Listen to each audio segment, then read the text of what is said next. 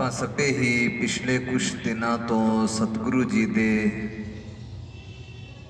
ਜੀਵਨ ਦੇ ਪਰਥਾਏ ਜੋ ਸਾਂਝ ਪਾ ਰਹੇ ਹਾਂ ਕਿ ਸਤਿਗੁਰੂ ਜੀ ਨੇ ਕਿਸ ਤਰ੍ਹਾਂ ਬਾਲ ਅਵਸਥਾ ਦੇ ਵਿੱਚ ਵੀ ਬਾਲ ਅਵਸਥਾ ਦੇ ਵਿੱਚ ਰਹਿ ਕਰਕੇ ਵੀ ਸਾਹਿਬ ਜੀ ਨੇ ਹਮੇਸ਼ਾ ਹੀ ਸਭਨਾਂ ਦਾ ਭਲਾ ਲੋਚਿਆ ਸੀ। ਸੋ ਆਓ ਅੱਜ ਅੱਗੇ ਵਧਦੇ ਹੋਏ ਦਸ਼ਮੇਸ਼ ਪਿਤਾ ਜੀ ਦਾ ਜੋ ਸਫ਼ਰ ਹੈ ਕਿ ਅਨੰਦਪੁਰ ਸਾਹਿਬ ਵੱਲ ਸਾਹਿਬ ਜੀ ਨੇ ਚਾਲੇ ਕਿਸ ਤਰ੍ਹਾਂ ਪਾਏ ਅਤੇ ਉਹਨਾਂ ਨੂੰ ਜਦੋਂ ਅਨੰਦਪੁਰ ਦੀ ਧਰਤੀ ਵੱਲ ਨੂੰ ਮੇਰੇ ਮਾਲਕ ਦਸ਼ਮੇਸ਼ ਪਿਤਾ ਜੀ ਆ ਰਹੇ ਹਨ ਤੇ ਉਹ ਸਮਾਂ ਕਿਹੋ ਜਿਹਾ ਬਣਿਆ, ਕਿਹੋ ਜਿਹੇ ਜਜ਼ਬਾਤ ਸਨ ਜਦੋਂ ਵਿਦਾ ਹੋਣ ਲੱਗੇ ਅਨੰਦਪੁਰ ਦੀ ਪਟਨਾ ਸਾਹਿਬ ਦੀ ਧਰਤੀ ਤੋਂ। ਵਿਚਾਰ ਆਰੰਭ ਕਰਨ ਤੋਂ ਪਹਿਲਾਂ ਜਗਤ ਦੇ ਮਾਲਕ ਸੱਚੇ ਪਿਤਾ ਸਾਂਝੇ ਰਹਿਬਰ ਗੁਰੂ ਗ੍ਰੰਥ ਸਾਹਿਬ ਜੀ ਨੂੰ ਸੀਸ ਝੁਕਾਉਂਦੇ ਹੋਏ ਆਪ ਸਭੇ ਫਤਿਹ ਪ੍ਰਵਾਨ ਕਰਨੀ ਜੀ। ਵਾਹਿਗੁਰੂ ਜੀ ਕਾ ਖਾਲਸਾ, ਵਾਹਿਗੁਰੂ ਜੀ ਕੀ ਫਤਿਹ। ਤੁਸੀਂ ਦੇਖੋ, ਜਿੱਥੇ ਆਪਾਂ ਇੱਕ ਤੁਹਾਡੀ ਤੇ ਸਾਡੀ ਇੱਕ ਆਮ ਜਿਹੀ ਜ਼ਿੰਦਗੀ ਹੈ, ਅਸੀਂ ਆਮ ਮਨੁੱਖ ਹਾਂ। ਆਪਣਾ ਘਰ ਛੱਡ ਕੇ ਸੰਸਾਰ ਦੇ ਕਾਰ ਵਿਹਾਰ ਧੰਦਿਆਂ ਨੂੰ ਮੁੱਖ ਰੱਖਦਿਆਂ ਹੋਇਆਂ ਮਨੁੱਖ ਆਪਣੇ ਘਰ ਤੋਂ ਬਾਹਰ ਜਾਂਦਾ ਹੈ, ਕਿਸੇ ਦੂਸਰੇ ਸ਼ਹਿਰ ਵਿੱਚ, ਦੂਸਰੇ ਦੇਸ਼ ਵਿੱਚ, ਦੂਜੀ ਸਟੇਟ ਦੇ ਵਿੱਚ। ਫਿਰ ਉੱਥੇ ਕੁਝ ਸਮਾਂ ਰਹਿੰਦਾ ਹੈ, ਮਹੀਨਾ, 2 ਮਹੀਨੇ, ਸਾਲ, 2 ਸਾਲ, 5 ਸਾਲ। ਫਿਰ ਆਲੇ ਦੁਆਲੇ ਵਾਲੇ ਜਿਹੜੇ ਹੁੰਦੇ ਹਨ, ਮਹੱਲੇ ਵਾਲੇ, ਗਲੀ ਵਾਲੇ, ਉਹਨਾਂ ਸਾਰਿਆਂ ਦੇ ਨਾਲ ਪਿਆਰ ਬਣ ਜਾਂਦਾ ਹੈ ਤੇ ਹੌਲੀ ਹੌਲੀ ਪਹਿਲਾਂ ਉਹ ਨਵੇਂ ਹੁੰਦੇ ਹਨ, ਬੇਗਾਨੇ ਹੁੰਦੇ ਹਨ, ਜ਼ਿਆਦਾ ਜਾਣ ਪਹਿਚਾਣ ਨਹੀਂ ਹੁੰਦੀ। ਫਿਰ ਜਦੋਂ ਜਾਣ ਪਹਿਚਾਣ ਹੋ ਜਾਂਦੀ ਹੈ, ਘੁਲ ਮਿਲ ਲੈਂਦੇ ਹਾਂ ਇੱਕ ਦੂਜੇ ਦੇ ਨਾਲ, ਸਾਂਝ ਬਣ ਜਾਂਦੀ ਹੈ, ਪਿਆਰ ਬਣ ਜਾਂਦਾ ਹੈ, ਦਿਲਾਂ ਦੇ ਵਿੱਚ ਮੁਹੱਬਤ ਬਣ ਜਾਂਦੀ ਹੈ ਜਦੋਂ। ਤੇ ਫਿਰ ਜਦੋਂ ਅਸੀਂ ਵਾਪਸ ਆਪਣੇ ਘਰ ਨੂੰ ਚੱਲਦੇ ਹਾਂ, 2 ਸਾਲਾਂ ਬਾਅਦ, 5 ਸਾਲਾਂ ਬਾਅਦ ਜਦੋਂ ਘਰ ਨੂੰ ਜਾਂਦੇ ਹਾਂ ਤੇ ਜਦੋਂ ਉੱਥੇ ਰਹਿਣ ਵਾਲਿਆਂ ਦੇ ਨਾਲ ਸਾਡਾ ਪਿਆਰ ਬਣਿਆ ਹੁੰਦਾ ਨਾ ਤੇ ਉਹਨਾਂ ਤੋਂ ਅਲੱਗ ਹੁੰਦੇ ਆ ਜਦੋਂ, ਤੇ ਬੜੀ ਇੱਕ ਵਾਰੀ ਮਨ ਦੇ ਵਿੱਚ ਬੇਚੈਨੀ ਜੀ ਹੁੰਦੀ ਹੈ, ਖਿੱਚ ਰਹਿੰਦੀ ਹੈ ਪਿਛਲਿਆਂ ਦੀ ਕਿ ਇੱਥੇ ਰਹਿ ਕੇ ਚੱਲੇ ਹਾਂ, ਇਹਨਾਂ ਦੇ ਕੋਲ ਰਹਿ ਕੇ ਚੱਲੇ ਹਾਂ, ਸਾਡਾ ਦਿਲ ਨਹੀਂ ਲੱਗਣਾ। ਹਾਲਾਂਕਿ ਪਤਾ ਹੁੰਦਾ ਹੈ ਕਿ ਅਸੀਂ ਆਪਣੇ ਘਰ ਵਾਪਸ ਚੱਲੇ ਹਾਂ, ਜਿੱਥੇ ਸਾਡਾ ਜਨਮ ਹੋਇਆ, ਜਿੱਥੇ ਸਾਡਾ ਰਹਿਣ ਸਹਿਣ ਸੀ, ਜਿੱਥੇ ਅਸੀਂ ਪਲੇ ਸੀ, ਵੱਡੇ ਹੋਏ ਸੀ। ਪਰ ਜਿੱਥੇ ਕੰਮ ਕੀਤਾ, ਜਿੱਥੇ ਨੌਕਰੀ ਕੀਤੀ, ਉੱਥੇ ਆਂਢ ਗੁਆਂਢ ਦੇ ਵਿੱਚ ਰਹਿਣ ਵਾਲਿਆਂ ਦੇ ਨਾਲ ਜਾਂ ਜਿੱਥੇ ਰਹਿ ਕੇ ਕੰਮ ਕੀਤਾ, ਜਦੋਂ ਉਹਨਾਂ ਦੇ ਨਾਲ ਵੀ ਪਿਆਰ ਬਣ ਜਾਂਦਾ ਹੈ, ਫਿਰ ਉਹਨਾਂ ਤੋਂ ਵੀ ਵਿਛੋੜਾ ਪਾਉਣਾ ਬੜਾ ਮੁਸ਼ਕਲ ਹੋ ਜਾਂਦਾ ਹੈ। ਇਹੋ ਹੀ ਹਾਲ ਇੱਧਰਲੇ ਬੰਨੇ ਸਾਹਿਬ ਜੀ ਦੇ ਨਾਲ, ਜਿਨ੍ਹਾਂ ਦਾ ਪਿਆਰ ਸੀ ਰਾਣੀ ਮੈਣੀ ਦਾ, ਰਾਜੇ ਫਤਿਹ ਚੰਦ ਦਾ, ਸ਼ਿਵਦੱਤ ਪੰਡਤ ਦਾ। ਇੱਦਾਂ ਕਰਕੇ ਜਿਨ੍ਹਾਂ ਨੇ ਸਤਿਗੁਰਾਂ ਦੇ ਦਰਸ਼ਨ ਕੀਤੇ ਨਾ, ਤੇ ਸਾਹਿਬ ਜੀ ਦੇ ਨਾਲ ਅੰਤਾਂ ਦਾ ਮੋਹ ਬਣ ਗਿਆ ਸੀ ਉਹਨਾਂ ਦਾ। ਕਰੀਮ ਬਖਸ਼, ਰਹੀਮ ਬਖਸ਼ ਦਾ ਅੰਤਾਂ ਦਾ ਮੋਹ ਬਣਿਆ ਸਾਹਿਬ ਜੀ ਦੇ ਨਾਲ, ਕਿਉਂਕਿ ਸਤਿਗੁਰਾਂ ਨੇ ਇਹਨਾਂ ਨੂੰ ਬੜੀਆਂ ਮਿਹਰਾਂ ਕੀਤੀਆਂ। ਜਦੋਂ ਤੁਸੀਂ ਦੇਖੋ, ਰਾਣੀ ਨੂੰ ਜਦੋਂ ਪਤਾ ਲੱਗਿਆ ਨਾ, ਕਿਉਂਕਿ ਗੁਰੂ ਤੇਗ ਬਹਾਦਰ ਸਾਹਿਬ ਮਹਾਰਾਜ ਤੇ ਪੰਜਾਬ ਦੇ ਵਿੱਚ ਸਨ ਤੇ ਬਾਲਕ ਗੋਬਿੰਦ ਰਾਏ ਜੀ ਪਟਨਾ ਸਾਹਿਬ ਵਿਖੇ ਸਨ। ਤੇ ਫਿਰ ਜਦੋਂ ਪਟਨਾ ਸਾਹਿਬ ਵਿਖੇ ਸਨ ਤੇ ਸਤਿਗੁਰੂ ਕਹਿਣ ਲੱਗੇ, ਕੁਝ ਸਮਾਂ ਤੁਸੀਂ ਇੱਥੇ ਹੀ ਠਹਿਰੋ, ਮੈਂ ਪੰਜਾਬ ਚੱਲਿਆ ਹਾਂ ਤੇ ਪੰਜਾਬ ਜਾ ਕੇ ਮੈਂ ਫਿਰ, ਸਤਿਗੁਰੂ ਕਹਿੰਦੇ ਕਿ ਉੱਥੇ ਵੀ ਪ੍ਰਚਾਰ ਕਰਨਾ ਹੈ, ਉੱਥੇ ਜਾ ਕੇ ਵੀ ਦੌਰੇ ਕਰਨੇ ਹਨ ਤੇ ਕੁਝ ਸਮਾਂ ਤੁਸੀਂ ਇੱਥੇ ਠਹਿਰੋ। ਤੇ ਅਨੰਦਪੁਰ ਸਾਹਿਬ ਵਿਖੇ ਸਤਿਗੁਰਾਂ ਦੇ ਕੋਲ ਸਾਹਿਬ ਜੀ ਦੇ ਮਾਮਾ ਜੀ, ਮਾਤਾ ਜੀ ਅਤੇ ਦਾਦੀ ਜੀ ਸਨ। ਸਤਿਗੁਰੂ ਗੁਰੂ ਤੇਗ ਬਹਾਦਰ ਸਾਹਿਬ ਮਹਾਰਾਜ ਪੰਜਾਬ ਆਉਂਦੇ ਹਨ ਤੇ ਤਕਰੀਬਨ ਇਤਿਹਾਸਕਾਰ ਲਿਖਦੇ ਹਨ ਕਿ 7 ਕੁ ਸਾਲ पंजाब दे विच ही रहे। इधर बालक गोबिंद राय जी का मन बड़ा व्याकुल सी कि हुण पिता जी नूं मिलना है, दीदार करने हैं, नहीं रह हुंदा हुण पिता जी तो बिना। बार बार मन दे विच ख्याल गुरु पिता गुरु तेग बहादुर साहब जी दे आउणे, मन दे विच ख्याल करना कि साहब जी सच्चे पातशाह तुसीं हुक्म भेजो ते असीं फटाफट तुहाडे कोल पहुंचीए। सतगुरु सच्चे पातशाह ने जदों गुरु गोबिंद सिंह महाराज मन दे विच सोचते सन ते फिर अचानक चुप कर जाना, आराम करन लग जाना, अखां बंद कर लैणियां, नेत्रां दे नाल दर्शन करने पिता गुरु तेग बहादुर साहब जी दे मुखड़े चों सतगुरां दे सिमरन चलदा रहना।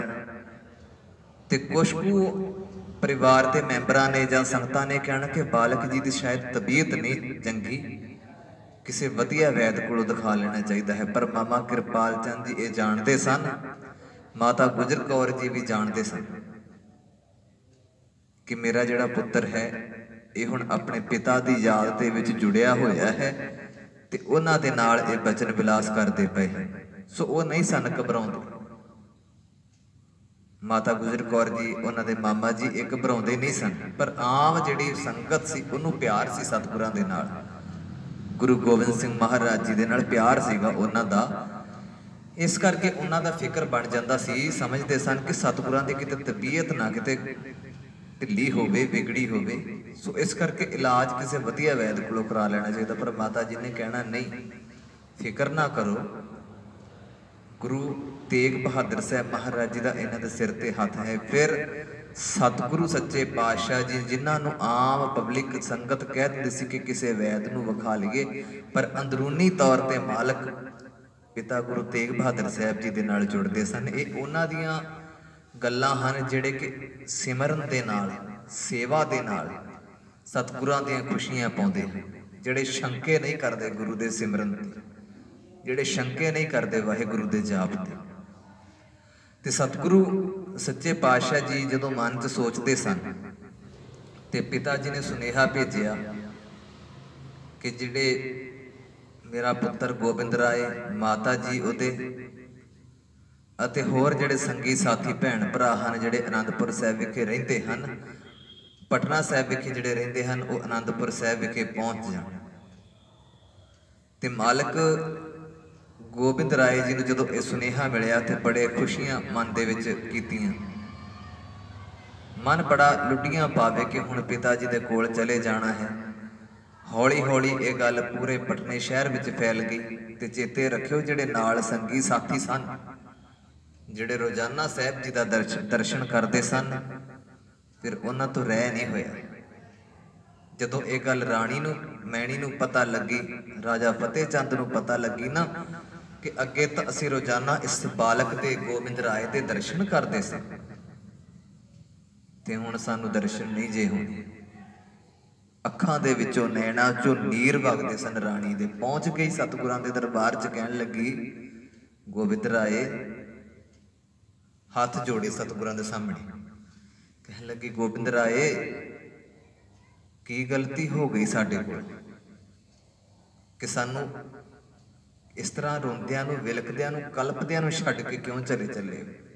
मुहब्बत सी एक मां दी, प्यार सी एक मां दा अपने पुत्र नाल। ते बालक गुरु गोबिंद सिंह जी कहण लगे कि मां मैं तेनों छड्ड के नहीं चलिया, मां मैं कित्थे चलिया तुहानूं छड्ड के, तुहाडे कोल हां, सदा अंग संग तुहाडे, मैं नहीं तुहानूं छड्ड के चलिया, तुसीं मैनूं वेखो तां सही अपने कोल। ते राणी कहण लगी गुरु जी, हे बालक गोबिंद राय, मैनूं पता वा तुसीं अंग संग जे मेरे,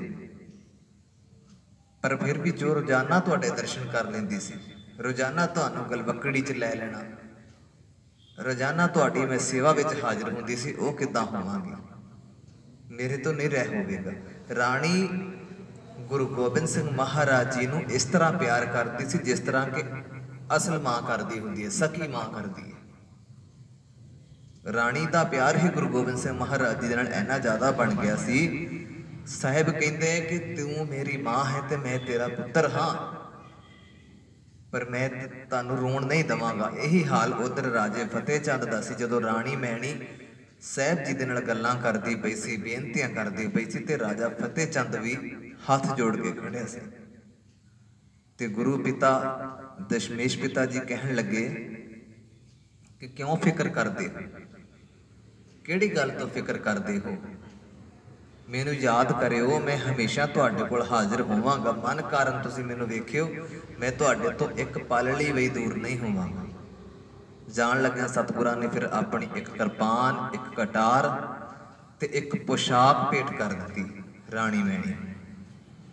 कहण लगे जदों मन करूगा ना तुहाडा मैनू बुलाउण दा, मेरे नाल गल्लां करन दा, मेरे दर्शन करन दा, जदों भी ख्याल आया ना तां इह पोशाक नूं वेख लिया करियो, मैं नज़र आवांगा। गुरु घर दीआं हाज़रियां भरियो, मैं नज़र आवांगा। मेरा तुसीं दीदार करना होवेगा ना, जिहड़े मेरे संगी साथी मेरे नाल रोज़ आउंदे सन, इन्हां नूं भोजन छका दिओ छोले पूड़ियां दा, इन्हां दे दर्शन कर लिया करियो, इन्हां चों मैं ही नज़र आवांगा। पर राणी दा रो रो के बड़ा बुरा हाल सी, बहुत बुरा हाल। वो चाहुंदी सी कि बालक गोबिंद राय इत्थे ही रहण, ना जाण किते। दूसरे बन्ने पंडित शिवदत्त वो अगे वधे, हाथ जोड़े सतगुरां दे कोल खड़ गए। बालक गोबिंद राय जी दे सामने जदों इउं हाथ जोड़ के खड़े ना, ते गुरु गोबिंद सिंह महाराज सच्चे पातशाह कहण लगे, पंडित जी फिक्र ना करो, किते नहीं जांदा मैं तुहाडे कोल, चलिया थोड़ा वां मैं किते, तुहाडे नाल ही हां, तुहाडे अंग संग हां, फिक्र ना करिया करो। तुसीं जदों सवेरे अपने ध्यान विच बैठिया करोगे ना, मैं सामने हाजिर होया करांगा। पंडित जी कहण लगे कि साक्षात मैं दर्शन करदा सी धरती ते उस भगवान दे जिहदी मैं रोजाना सेवा च बैठदा सी, जिसदी सेवा च मैं अपना तन मन धन सब कुछ भेंट कर दिता सी। अज मेरा उहदे नालों विछोड़ा पै चलिया है। उस दुख तो ज्यादा भैड़ा दुख है, जे मौत आ जाए तो छुटकारा हो जाता है, पर किसी दियां यादां दे नाल जुड़ के जीना ये बड़ा मुश्किल हो जाता है। ते साहब कहते इउं ना सोचो मन च, हमेशा तुहाडे नाल सी, अगे भी हुण भी तुहाडे कोल रवांगा। तुसीं सवेरे अपने ध्यान च बैठिया करियो, मैं हमेशा तुहाडे नाल, तुसीं मैनूं अपने अंग संग जानोगे। ते सतगुरु सच्चे पातशाह जी ने पंडित जी नूं खुशियां बख्शदियां होया ये बचन कर दिता कि कदे ना भुल्लियो कि मैं तुहाडे तो दूर जा चुका। फिर आगे रहीम बख्श करीम बख्श, इन्हां नूं सतगुरु कहण लगे कि तुहाडी भी बड़ी सेवा है, तुसीं भी मैनूं बड़ा प्यार कीता सी, तुसीं भी बहुत मेरा मान सन्मान कीता, भुल तां मैं तुहानूं भी नहीं सकदा। ते इन्हां ने बचन किया, मालिक जी ना जाओ शहर नूं छड्ड के, तुसीं इत्थे आए सी, तुहाडा जन्म होया ते शहर च रौनकां लग गईयां सीगीआं, शहर दे विच रौनक लगी रहिंदी सी सदा, किसी नूं कोई फिक्र नहीं सी, किसी नूं कोई टेंशन नहीं सी किसी तरह की। हुण तुसीं चले जाना है आनंदपुर साहिब, ते असीं फिर गलियां ते कखां वांगू हौले हो जावांगे। तुहाडे दर्शनां दी प्यास तां हमेशा ही मन च हुंदी सी, पर बड़ा औखा हो जाना तुहाडे बिना। सतगुरां ने हुक्म किया कि अमृत वेले दीदार करियो, अमृत वेला संभाल लियो, जपजी साहिब की पावन बाणी नूं पढ़ लिया करियो, ते फिर तुसीं मैनूं महसूस करोगे कि मैं तुहाडे कोल खड़िया। उन्हां दोनां ने हथ जोड़े, चरनां नूं हथ लाए, मत्था टेकिया बालक गोबिंद राय जी के चरनां ते। कहण लगे सच्चे पातशाह जी तुसीं जा रहे हो ते असीं साहिब सच्चे पातशाह जी तुहाडे तो बिना रह नहीं सकते। सो सतगुरां ने बड़ियां मेहरां कीतियां उस समय जदों आनंदपुर साहिब आउण लगे सन, अपने श्रद्धालुआं ते, अपने सिखां ते, अपने प्यार करन वालियां ते, क्योंकि वो जानते सन चंगी तरह कि मैं ये मेरे तो बिना नहीं रह सकते, ते मैं इन्हां तो बिना, ये मेरे हन, मैं इन्हां दा, ते मैं इन्हां नूं कुछ न कुछ बख्शिश करके ही जानी है। ਤੇ ਸਤਿਗੁਰਾਂ ਨੇ ਹਮੇਸ਼ਾ ਹੀ ਸਭ ਦਾ ਭਲਾ ਲੋਚਿਆ ਤੇ ਸਭ ਦਾ ਭਲਾ ਲੋਚਦੇ ਰਹੇ। ਇੱਕ ਹਦਾਇਤ ਮਹਾਰਾਜ ਨੇ ਕੀਤੀ ਸਭ ਨੂੰ ਕਿ ਜਦੋਂ ਮੇਰੇ ਦਰਸ਼ਨ ਕਰਨੇ ਹੋਣਗੇ ਇਹਨਾਂ ਬੱਚਿਆਂ ਨੂੰ ਪਿਆਰ ਕਰਿਓ ਜਿਹੜੇ ਮੇਰੇ ਨਾਲ ਖੇਡਦੇ ਸਨ। ਤੇ ਰਾਣੀ ਮੈਣੀ ਨੇ ਉਸੇ ਤਰ੍ਹਾਂ ਹੀ ਕੀਤਾ। ਲੰਗਰ ਛੋਲੇ ਪੂੜੀਆਂ ਦਾ ਸਦਾ ਹੀ ਚੱਲਦਾ ਰੱਖਣਾ, ਸਦਾ ਹੀ ਬੱਚਿਆਂ ਦੇ ਨਾਲ ਉਹਨੇ ਖੇਡਦੀ ਰਹਿਣਾ, ਪਿਆਰ ਕਰਦੀ ਰਹਿਣਾ। ਤੇ ਉਧਰ ਗੁਰੂ ਗੋਬਿੰਦ ਸਿੰਘ ਮਹਾਰਾਜ ਸੱਚੇ ਪਾਤਸ਼ਾਹ ਇੱਕ ਵਾਰੀ ਤੁਰਨ ਲੱਗਿਆ ਸਾਰੀ ਸੰਗਤ ਨੂੰ ਐ ਪਿਆਰ ਨਾਲ ਤੱਕਦੇ ਹਨ, ਸਾਰੀ ਸੰਗਤ ਨੂੰ ਪਿਆਰ ਨਾਲ ਤੱਕਦੇ ਹਨ। ਫਿਰ ਅਰਦਾਸ ਬੇਨਤੀ ਹੁੰਦੀ ਹੈ ਰਸਤੇ ਦੇ ਵਿੱਚ ਜੋ ਸਾਹਿਬ ਸੱਚੇ ਪਾਤਸ਼ਾਹ ਜੀ ਨੇ ਹੋਰ ਸੰਗਤਾਂ ਨੂੰ ਉਤਾਰਿਆ ਸੀ ਉਹਦੇ ਬਾਰੇ ਆਪਾਂ ਕੱਲ ਨੂੰ ਵਿਚਾਰ ਕਰਾਂਗੇ। ਤੇ ਜਦੋਂ ਚੱਲਣ ਲੱਗਦੇ ਹਨ ਮਾਰਗ ਗੁਰੂ ਗੋਬਿੰਦ ਸਿੰਘ ਜੀ ਤੇ ਸਾਰੇ ਇੱਕ ਸਾਈਡ ਤੇ ਖੜ ਜਾਂਦੇ ਹਨ ਇਉਂ ਹੱਥ ਜੋੜ ਕੇ। ਪਤਾ ਸੀ ਨਾ ਅੱਜ ਵਿਛੋੜਾ ਪੈ ਜਾਣਾ ਹੈ, ਮੁੜ ਕੇ ਪਤਾ ਨਹੀਂ ਕਦੋਂ ਮੇਲ ਮਿਲਾਪ ਹੋਵੇਗਾ ਕਿ ਅਸੀਂ ਇਸ ਦੁਨੀਆ ਤੋਂ ਚਲੇ ਜਾਣਾ ਹੈ, ਹੋਵੇਗਾ ਜਾਂ ਨਹੀਂ ਹੋਵੇਗਾ, ਕਿਵੇਂ ਹੋਵੇਗਾ, ਕਿਹੜੇ ਹਾਲਾਤਾਂ ਵਿੱਚ ਹੋਵੇਗਾ। ਸੋ ਇੱਕ ਸਾਈਡ ਤੇ ਜਦੋਂ ਸਾਰੀ ਸੰਗਤ ਹੱਥ ਜੋੜ ਕੇ ਖੜੀ, ਨਾਲ ਵਾਲੇ ਬਾਲਕ ਸਾਥੀ ਜਿਹੜੇ ਸਨ ਉਹ ਹੱਥ ਜੋੜ ਕੇ ਖੜੇ ਤੇ ਮਾਲਕ ਗੁਰੂ ਗੋਬਿੰਦ ਸਿੰਘ ਕਹਿਣ ਲੱਗੇ ਕਿ ਸਭ ਦਾ ਭਲਾ ਹੋਵੇਗਾ, ਸਭਨਾਂ ਨੂੰ ਪ੍ਰਮਾਤਮਾ ਬਖਸ਼ਿਸ਼ ਕਰੇਗਾ, ਸਾਰਿਆਂ ਨੂੰ ਆਪਣੇ ਚਰਨਾਂ ਦਾ ਆਸਰਾ ਬਖਸ਼ੇ। ਤੁਸੀਂ ਦੇਖੋ ਉਹ ਕਿਹੋ ਜਿਹਾ ਸਮਾਂ ਹੋਵੇਗਾ ਜਦੋਂ ਬਾਲਕ ਸੱਚੇ ਪਾਤਸ਼ਾਹ ਗੁਰੂ ਗੋਬਿੰਦ ਸਿੰਘ ਜੀ ਇੱਕ ਥਾਂ ਤੇ ਰਹੇ ਹੋਣ, ਖੇਡੇ ਹੋਣ, ਉੱਥੋਂ ਦੇ ਲੋਕਾਂ ਦੇ ਨਾਲ ਪਿਆਰ ਬਣਿਆ ਹੋਵੇ, ਵਸਨੀਕ ਬਣ ਚੁੱਕੇ ਹੋਣ ਉੱਥੋਂ ਦੇ, ਤੇ ਜਿਨ੍ਹਾਂ ਨੂੰ ਸੁੱਖ ਸਹੂਲਤਾਂ ਜਨਮ ਮਰਨ ਦੇ ਜਿਨ੍ਹਾਂ ਦੇ ਬੰਧਨ ਕੱਟੇ ਹੋਣ, ਇੱਛਾਵਾਂ ਪੂਰੀਆਂ ਕੀਤੀਆਂ ਹੋਣ ਜਿਨ੍ਹਾਂ ਦੀਆਂ ਸਾਹਿਬ ਜੀ ਨੇ, ਤੇ ਉਹਨਾਂ ਤੋਂ ਅਲੱਗ ਹੋ ਕੇ ਸੰਗਤ ਦਾ ਰਹਿਣਾ ਕਿੰਨਾ ਮੁਸ਼ਕਲ ਹੋ ਗਿਆ ਹੋਵੇਗਾ। ਸੋ ਅਸੀਂ ਵੀ ਸਤਿਗੁਰਾਂ ਦੇ ਕੋਲ ਬੇਨਤੀ ਕਰਿਆ ਕਰੀਏ ਕਿ ਮੇਰੇ ਮਾਲਕ ਜੀ ਤੁਸੀਂ ਮਿਹਰ ਕਰਨੀ ਹੈ, ਸਾਡੇ ਤੇ ਦਇਆ ਕਰਨੀ ਹੈ। ਜਿੱਦਾਂ ਤੁਸੀਂ ਉਹਨਾਂ ਦਾ ਪਾਰ ਉਤਾਰਾ ਕੀਤਾ ਹੈ ਇਸੇ ਤਰ੍ਹਾਂ ਹੀ ਸਾਡਾ ਵੀ ਪਾਰ ਉਤਾਰਾ ਕਰ ਦਿਓ। ਸਾਡੀ ਵੀ ਜ਼ਿੰਦਗੀ ਜਿਹੜੀ ਹੈ ਤੁਹਾਡੇ ਤੋਂ ਬਿਨਾਂ ਰੁਲ ਖੁਲ ਜਾਣੀ ਹੈ। ਸੋ ਮਿਹਰ ਕਰਿਓ ਮਾਲਕ ਜੀ ਸੱਚੇ ਪਾਤਸ਼ਾਹ ਜੀ। ਸਤਿਗੁਰਾਂ ਦੀ ਪਾਵਨ ਜ਼ਿੰਦਗੀ ਦੇ ਬਾਰੇ ਵਿੱਚ, ਜੀਵਨ ਦੇ ਬਾਰੇ ਵਿੱਚ ਵਿਚਾਰ ਕਰਦਿਆਂ ਹੋਇਆਂ ਬੇਅੰਤ ਗਲਤੀਆਂ ਹੋ ਜਾਂਦੀਆਂ ਹਨ। ਸੋ ਅਗਲੀ ਜਿਹੜੀ ਬੇਨਤੀ ਹੈ ਕਿ ਸਾਹਿਬ ਸੱਚੇ ਪਾਤਸ਼ਾਹ ਜੀ ਰਸਤੇ ਦੇ ਵਿੱਚ ਕਿਸ ਤਰ੍ਹਾਂ ਕਿਸ ਕਿਸ ਸੰਗਤ ਦਾ ਉਧਾਰ ਕੀਤਾ, ਕੀ ਕੌਤਕ ਕੀਤੇ ਸਾਹਿਬ ਜੀ ਨੇ, ਉਹ ਆਪਾਂ ਕੱਲ ਵਾਲੀ ਜੋ ਵੀਡੀਓ ਹੈ ਉਹਦੇ ਵਿੱਚ ਸਰਵਣ ਕਰਾਂਗੇ। ਸੋ ਗਲਤੀਆਂ ਭੁੱਲਾਂ ਚੁੱਕਾਂ ਦੀ ਖਿਮਾ ਬਖਸ਼ਣੀ। ਵਾਹਿਗੁਰੂ ਜੀ ਕਾ ਖਾਲਸਾ, ਵਾਹਿਗੁਰੂ ਜੀ।